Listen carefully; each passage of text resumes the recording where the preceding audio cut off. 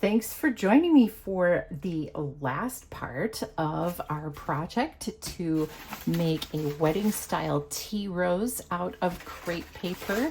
We are using doublet paper this time, but we could easily be using Carto Technica Rossi, which I've got right here.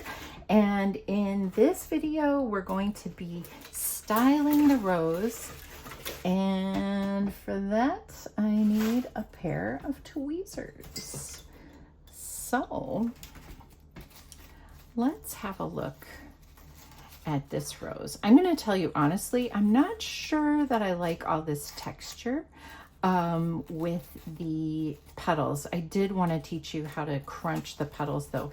You know, maybe it'll be fine. Sometimes when you are looking at a flower for too long, it doesn't look good. And if you let it, if you look away for a while, if you let it rest, let your eyes rest, you will come back and you won't find it as objectionable as you did maybe the first time. All right, so I like this. I think everything would be better if it were a little more tight together. So I think I will add a little glue to make things just a little tighter. I don't want to make things messy at the bottom because that is where we are unfortunately going to be seeing more of the bottom than we do on most roses because this is a tea rose. And so we don't have guard petals blooming outward as much as we do for other kinds of roses. Okay, I kind of like this better all the time. These two petals, I think I did a thumb tuck kind of late in the wrapping, and that didn't work so well, or as well as I had wanted. And you know what? If you find petals that are bothering you, you can trim them, you can re-roll them, reshape them while they are on the rose itself. Okay, we need to get this bit glued.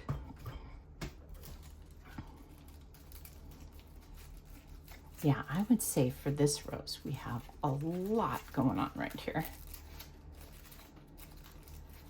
We can decrease the look of that by just making things a bit tighter. So, yeah, if this is tucked under the row before it a bit, which I'm doing by sort of twisting my tweezers. This is one of my favorite maneuvers. That works really well. And then we can kind of roll the whole thing.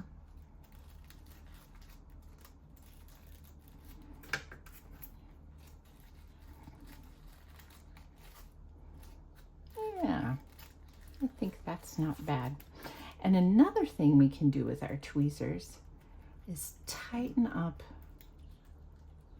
the inside here. Look at that. It's one of my favorite things to do.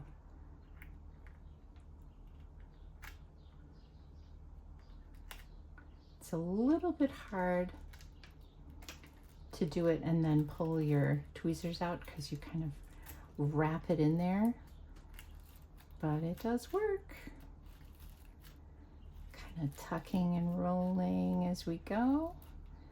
And then pretty soon we have one of those wonderful swirls that you see on tea roses.